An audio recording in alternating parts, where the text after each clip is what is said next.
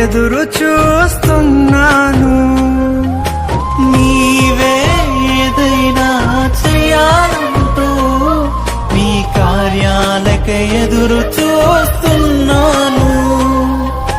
తప్పక చేస్తావని నిన్ను నమ్మి, తప్పక చేస్తావని నిన్ను నమ్మి నీ కరముపై దృష్టి ఉంచినానయ్యా, నీ కరముపై దృష్టి ఉంచినానయ్యా.